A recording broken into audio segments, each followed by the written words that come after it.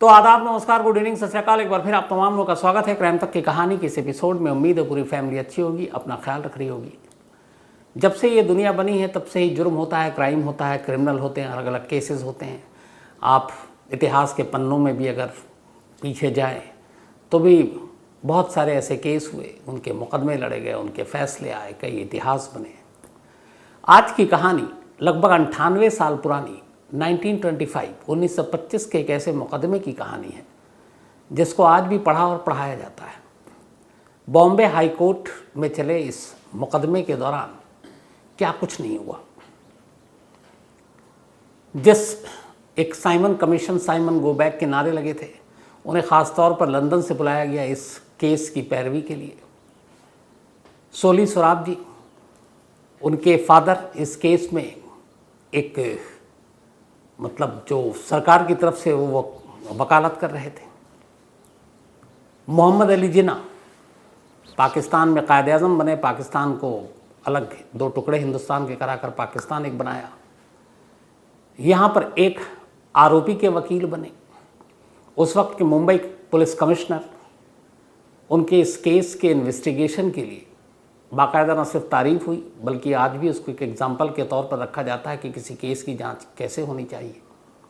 ये सारी चीज़ें इस कहानी में है जो 98 साल पुरानी है, यानी कि 1925। तारीख थी 12 जनवरी, साल था 1925। सदर मुंबई का एक इलाका था और उसी मुंबई में एक कॉरपोरेटर और एक बिजनेसमैन वो रहा करते थे। उनका नाम था अब्दुल कादिर बावला।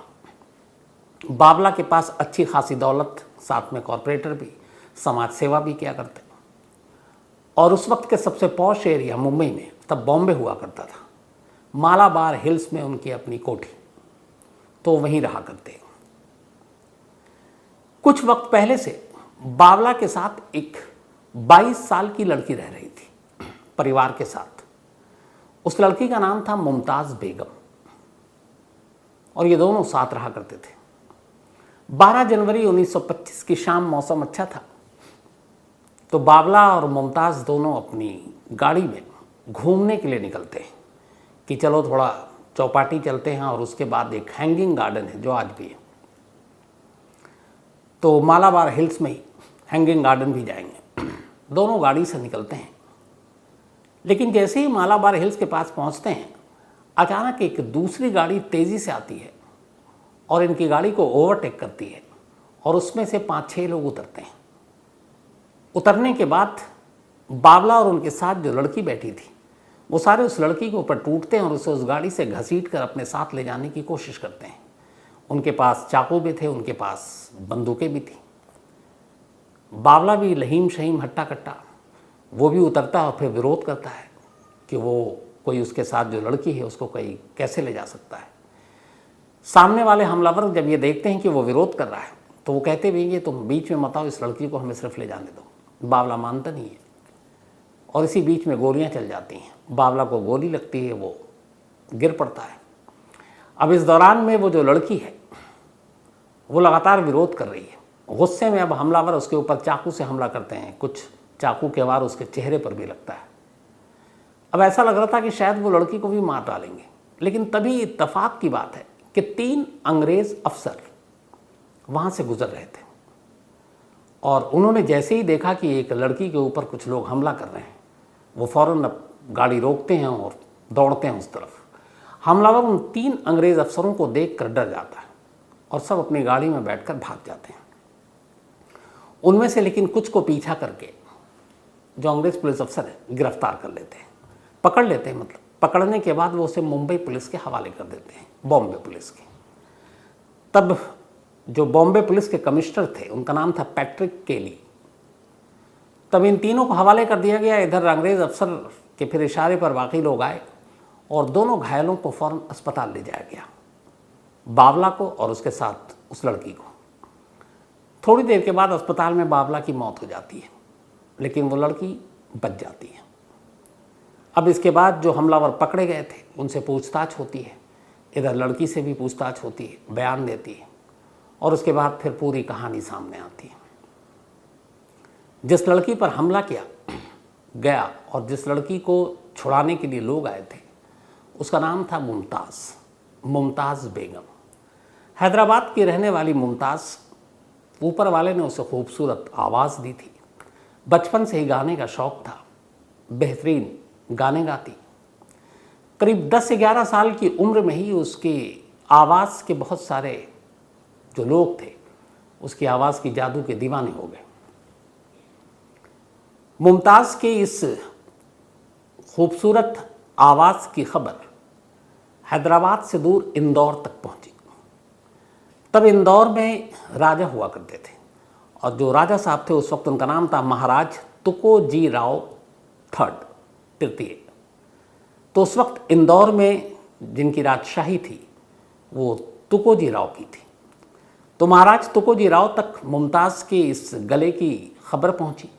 इसके बाद उन्होंने पैगाम भिजवाया। मुमताज़ के वालिदैन, उसके घर वाले मुमताज़ को लेकर इंदौर पहुंचते हैं। इंदौर आने के बाद अब वो महाराज की महफिल में अपने नगमे पेश करती है, गाने सुनाती है। महाराज उसके आवाज़ के दीवाने हो जाते हैं, उसे बहुत सारे इनाम विनाम देते हैं और फिर करीब 3 महीने तक वो वहाँ रहती है इंदौर में, उनकी मेहमान बनकर उसका पूरा परिवार। 3 महीने बाद मुमताज़ अब वापस हैदराबाद लौट जाती है। लेकिन उसके जाने के बाद अब महाराज को फिर उसकी कमी खलने लगती है। वो उसे फिर दावत भेजते हैं, फिर बुलाते हैं, बहुत सारा इनाम देते हैं। लेकिन अब महाराज धीरे धीरे उसकी आवाज़ के साथ साथ मुमताज़ के इश्क में भी पड़ते जा रहे थे। वक्त बीता, अब मुमताज़ का आना जाना लगा रहा। इस दौरान महाराज उसे कई जगह अपने साथ घुमाने ले गए, लंदन तक ले गए। उस वक्त चूँकि हम लोग तो ग़ुलाम थे, तो लंदन तक घुमाया, वापस आए, बहुत सारे इनाम सब कुछ दिए। धीरे धीरे वक्त बीता। अब मुमताज़ जो है महाराज की एक तरह से प्रेमिका बन चुकी थी। कुछ साल बीत गए। मुमताज़ अब ज़्यादातर इंदौर में रहा करती, महाराज के महल में, उनकी ख़ास प्रेमिका। लेकिन राजशाही के कुछ दस्तूर ऐसे थे जो जब वक्त बीता तो मुमताज़ को खटकने लगा। बहुत सारे चीज़ें होती हैं, कस्टम होते हैं, रिवाज होते हैं। तो उसे लगा कि वो कहीं घुट सी रही है, कहीं कैद में है, अपनी मर्ज़ी से कहीं आ जा नहीं सकती, अपनी मर्ज़ी से किसी से मिल नहीं सकती। तो दुनिया की सारी खुशियाँ, दौलत, सब कुछ तो दे रखा है महाराज ने, लेकिन उसकी आज़ादी और उसका चैन सुकून शायद कहीं खो गया है। धीरे धीरे इस बात का एहसास मुमताज़ को होने लगा। अब लोग उसे मुमताज़ बेगम के नाम के पुकारते थे।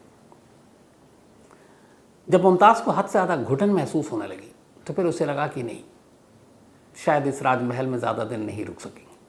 उसने महाराज से बताया। महाराज ने अपने कुछ खास लोगों के साथ कहा कि अच्छा जाओ तुम घूम आओ। तो उसको मसूरी के लिए भेजा, लेकिन वो मसूरी के रास्ते दिल्ली पहुंची और फिर दिल्ली से गायब हो गई। अब महाराज तक खबर पहुंची, उसे ढूंढने की कोशिश की गई। वो दिल्ली से नागपुर पहुंचती है, फिर नागपुर से सीधे मुंबई पहुंच गई। अब मुमताज़ मुंबई में है, एक अनजान शहर, कोई उसे नहीं जानता। उसे इस बात का भी खतरा कि महाराज के लोग उसे ढूंढ रहे हैं। तभी मुंबई में आने के दौरान एक रोज़ इत्तेफाक से एक इलाके में उसकी मुलाकात वहाँ के एक कॉरपोरेटर और बिजनेसमैन 25 साल के अब्दुल कादिर बावला से होती है। अब्दुल कादिर बावला भी देखने में ठीक ठाक, स्मार्ट, पैसे वाला, मालाबार हिल जैसी जगह पर उसकी अपनी कोठी, और दूसरी तरफ मुमताज़ बेहद खूबसूरत, उसकी आवाज़ उससे भी खूबसूरत। पहली मुलाकात में बावला मुमताज़ पर फिदा हो जाता है। इधर मुमताज़ को राजा से बचने के लिए एक सहारा और एक आसरा चाहिए था। वो उसे बावला में दिखाई दिया। वो उसे अपनी आप बीती बताती है। बावला उसे लेकर अपने घर आ जाता है, अपने माँ बाप को बताता है और अपने साथ रखता है। अब धीरे धीरे वो बावला के साथ इधर उधर घूमने भी जाती है और अब महाराज का खौफ उसके दिल से निकलता जा रहा है। वक्त बीतता जा रहा है। वक्त बीतने के साथ मुमताज़ को लगा कि महाराज अब सब कुछ भूल गए, और यही उसकी गलती थी। महाराज जब से वो गायब हुई थी तब से भूले नहीं थे। महाराज के लोग उसे लगातार हर शहर शहर ढूंढ रहे थे और आखिरकार महाराज के मुखबिरों से पता चला कि वो मुंबई में है। फिर ये भी खबर आई कि अब वो किसी बावला नाम के शख्स के साथ रहती है और दोनों में इश्क है। महाराज को ये किसी कीमत पर भी बर्दाश्त नहीं था कि उनकी प्रेमिका किसी दूसरे मर्द के साथ प्रेम करे, और इसी के बाद कहते हैं इंदौर में एक प्लानिंग हुई। एक साजिश रची गई। इंदौर से गाड़ी में सड़क के रास्ते महाराज के कई लोग मुंबई पहुंचते हैं। मुंबई जाने के बाद वो मालाबार हिल्स की पूरी रेकी करते हैं, देखते हैं कि बावला कब कब बाहर निकलता है, मुमताज़ उसके साथ कब कब होती है। पीछा करते सारे लोकेशन देखते चले जाते। आखिरकार 12 जनवरी 1925 को 12 जैन 1925 महाराज के हमलावरों को ये मौका मिल जाता है। जैसे ही ये लोग मालाबार हिल्स के पास पहुंचते हैं हैंगिंग गार्डन जाने के लिए, इनकी गाड़ी को घेर लिया जाता है और फिर हमला किया जाता है।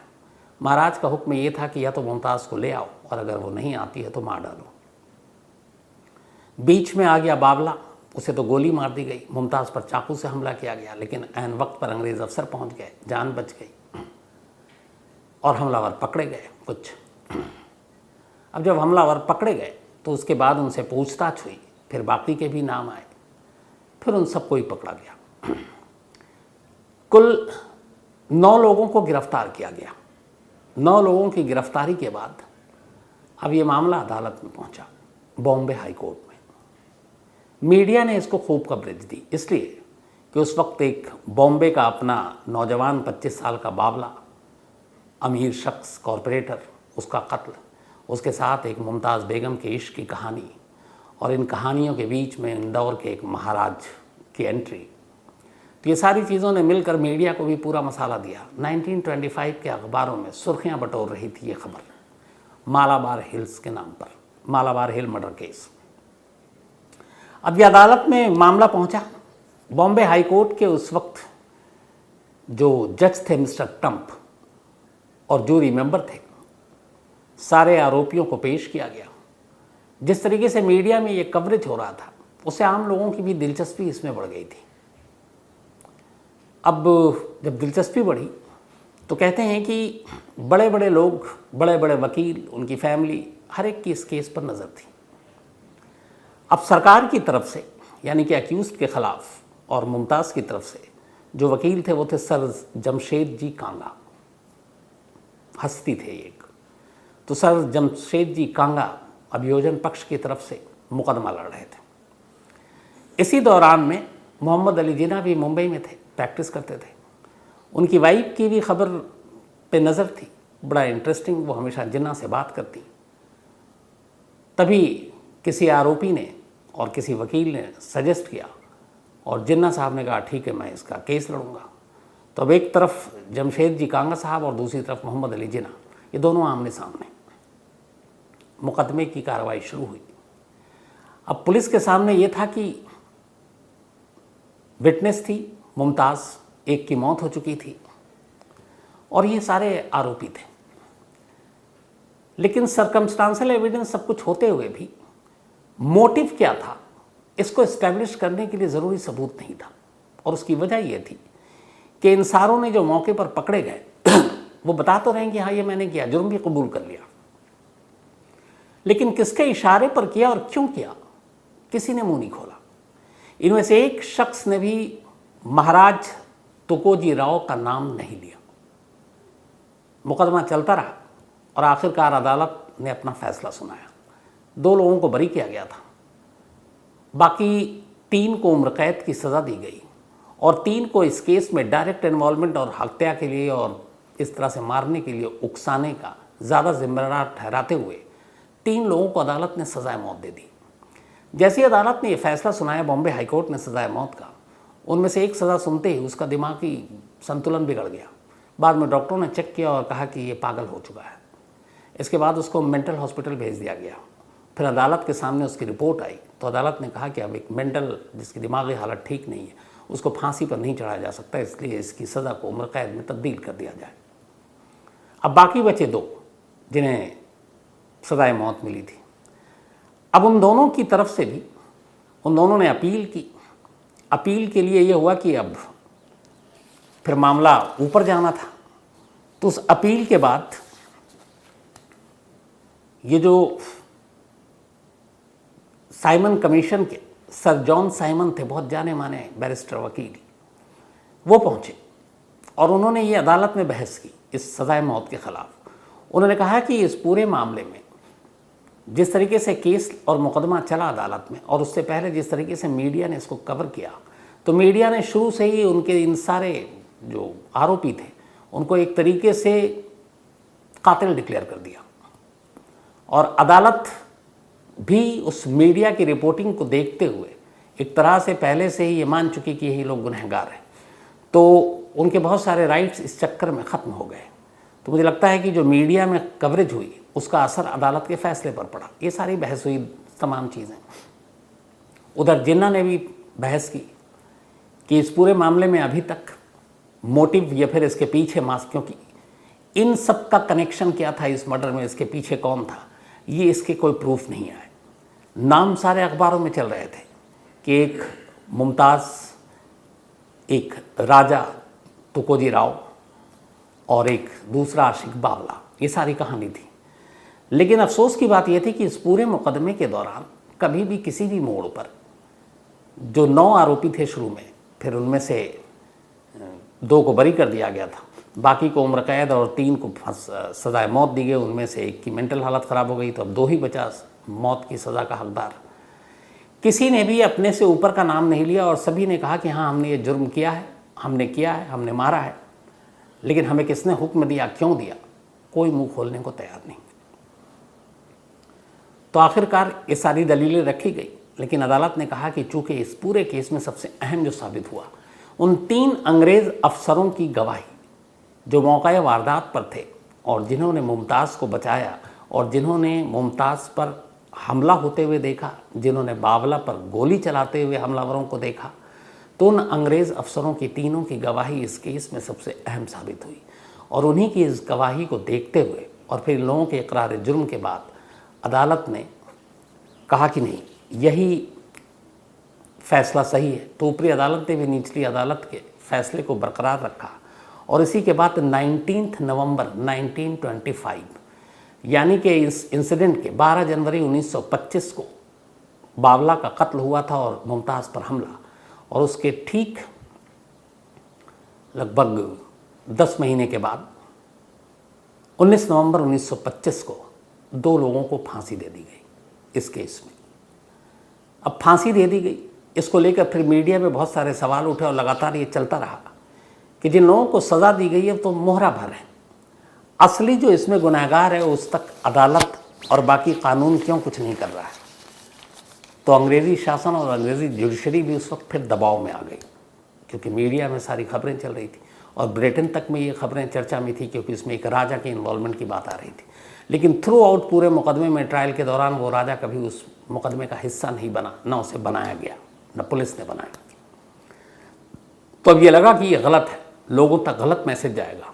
तो आखिरकार फिर उस वक्त के जो गवर्नर थे और जो कोर्ट के जस्टिस थे, उन्होंने राजा तुकोजी राव तक एक मैसेज पहुंचाया। उन्होंने कहा, या तो आप कोर्ट में आकर अपना बयान दर्ज कीजिए और अपनी बेगुनाही साबित कीजिए कि इस मामले से आपका कोई लेना देना नहीं है। पहला ऑप्शन कि आपका बयान दर्ज करना पड़ेगा और फिर जो भी आगे की कार्रवाई होगी उसके बयान के बाद ही होगी। दूसरा ऑप्शन ये था कि फिर आप राजा की गद्दी छोड़ दीजिए, अपने बेटे को राजा बना दीजिए और आप राजशाही से हट जाइए। तो इस मामले में अगर ऐसा आप करते हैं तो फिर आपके खिलाफ कोई मुकदमा नहीं चलेगा।